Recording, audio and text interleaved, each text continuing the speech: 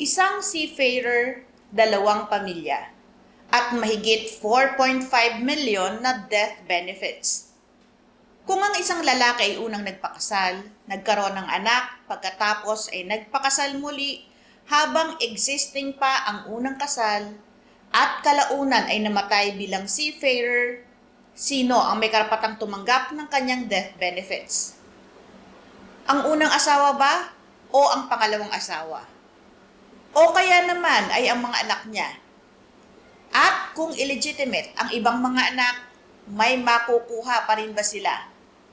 Ito ang pinagpasyahan ng Supreme Court sa Macalinaw versus Macalinaw, GR number 250613, decided on April 3, 2024. Ako po si Atty. Clary Belusila at sa video na to ipapaliwanag natin ang mahalagang ruling ng Korte Suprema.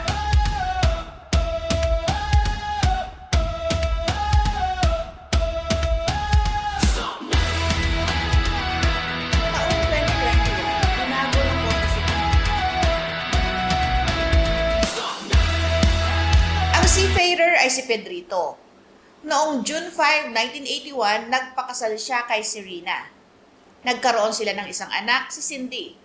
Kalaunan, naghiwalay sila in fact. Walang court declaration of nullity ng kanilang marriage. Noong April 3, 1990, nagpakasal muli si Pedrito kay Elenita. Ang kaso, valid at subsisting pa rin ang unang kasal niya kay Serena. Nagkaroon sina Pedrito at Elenita ng dalawang anak, sina Kenneth at Cristel. At ayon sa facts ng kaso, nagsama sina Pedrito at Elenita ng maraming taon. Noong June 26, 2015, namatay si Pedrito habang nagtatrabaho bilang seafarer. May iniwang death benefits na $93,057.88 o humigot kumulang 4.5 million pesos. Ang amount na ito ay diniposito sa korte habang pinag-uusapan kung sino nga ba ang legal na beneficiaries. Iniresolba ng Supreme Court ang unang tanong kung valid ang pangalawang kasal ni Pedrito. Ang sagot ng Supreme Court, hindi po valid ang pangalawang kasal. Dahil nung nagpakasal si Pedrito kay Elenita noong 1990, subsisting pa ang unang kasal niya kay Serena. Sa ilalim ng Article 35, Paragraph 4 ng Family Code, ang marriage contracted during the subsistence of a previous marriage is void. Kaya ang second marriage na Pedrito at Elenita ay void ab initio.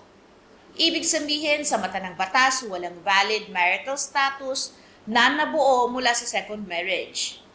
At dahil void ang marriage na Pedrito at Elenita, hindi ibig sabihin na wala ng legal rights ang kanilang mga anak. Sina Kenneth at Cristel ay kinilala bilang illegitimate children ni Pedrito. Pero kahit illegitimate children sila, mayroon silang mga karapatang kinikilala ng batas bilang mga anak at heirs o tagapagmana ni Pedrito. At sa kasong ito, sila ay kasama sa mga beneficiaries ng death benefits. Sa kasong ito, kanino nga ba dapat mapunta ang death benefits ni Pedrito at ito nga ba ay parte ng kanyang estate? Sinabi ng court na ang death benefits na pinag-uusapan ay hindi bahagi ng hereditary estate ni Pedrito.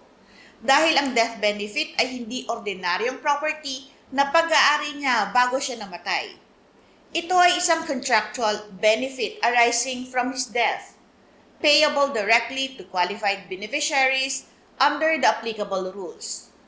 Kaya hindi ito basta-basta hahatiin na parang ordinaryong property ng estate. Ayon sa ruling ng Supreme Court, ang mga beneficiaries ni Pedrito ay sina Serena, Cindy, Kenneth at Cristel. Si Serena ay kinilala bilang legal spouse ni Pedrito, kahit matagal na silang hiwalay, in fact, mahigit 24 years na. Hindi otomatikong natatapos ang marriage dahil lamang sa separation nila. At dahil nagkaroon ng subsequent marriage si Serena, hindi iyon ang naging dahilan para mawala ang kanyang entitlement under the applicable rules in this case. Si Cindy naman ay legitimate child nina Pedrito at Serena, kaya kinilala siyang beneficiary. Sina Kenneth at Cristel ay mga anak ni Pedrito kay Elenita. At kahit illegitimate children sila dahil void ang marriage ng kanilang mga magulang, hindi ibig sabihin na wala na silang rights. Kinilala sila ng Supreme Court bilang beneficiaries ni Pedrito. Ngunit paano naman si Elenita, ang pangalawang babae na pinakasalan ni Pedrito? Dahil ang marriage niya kay Pedrito ay void ab initio, hindi siya kinilala bilang legal spouse at beneficiary ng death benefits na pinag-uusapan sa kasong ito. Kaya wala siyang naging share. Ang naging distribution ng 4,506,309 pesos and 52 centavos ordered by the Supreme Court sa lahat ng beneficiaries ni Pedrito ay para kay Serena na 1/4 nito o 1,126,577 and 38 centavos. Para kay Cindy, kalahati nito o 2,253,154 pesos and 76 centavos.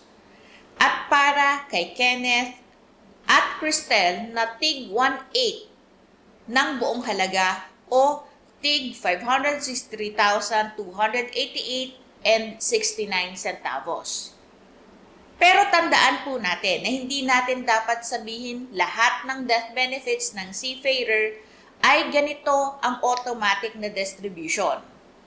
Ang makalinaw ruling ay kailangang basahin ayon sa facts ng kaso, nature ng benefit, at applicable rules governing that particular death benefit.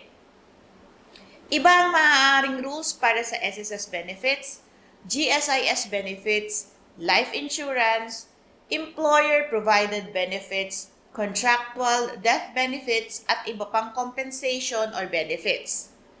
Kaya kung may actual dispute tungkol sa death benefits, kailangang tingnan ang source ng benefit at governing law or contract.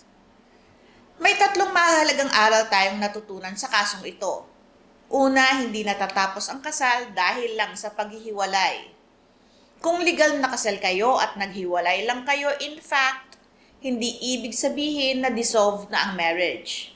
Kailangan ang legal process required by law.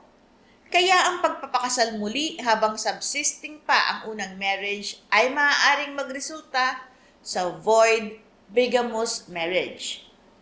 Pangalawa, may rights pa rin ang illegitimate children. Ang pagiging illegitimate child ay hindi nangangahulugan na wala ng legal rights. Sa kasong ito, kinilala pa rin sina Kenneth at Cristel bilang beneficiaries. Kaya mahalagang ihiwalay ang marital status ng parents sa legal rights ng mga anak. Pangatlo, hindi lahat ng death benefits ay ordinaryong mana. Ito ang isa sa pinakamahalagang lessons ng makalinaw. Ang isang death benefit may arise from a contract, employment arrangement, or special law. Kaya bago natin itanong sino ang heirs, ano ba ang legal nature ng benefit at ano ang governing rules? Doon malalaman natin kung sino ang qualified beneficiary at paano ito ipapamahagi. Ang bottom line, kung may seafarer na namatay at may iniwang death benefits, huwag agad isipin na kung sino ang kasama niya sa huling taon, siya ang makakakuha. Hindi ganun ang batas. Kailangang tingnan ang marital status, legitimacy ng mga anak, nature ng benefit, beneficiary rules, at applicable laws.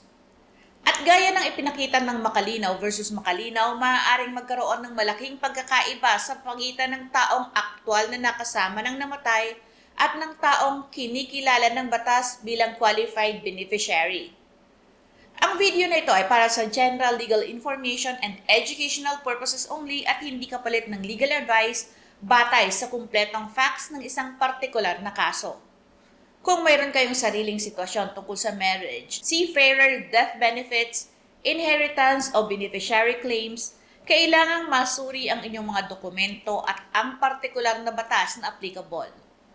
Patuloy po kayong manood, magtanong at matuto ng tungkol sa batas. Magandang araw po, ako si Attorney Claribel Lucila.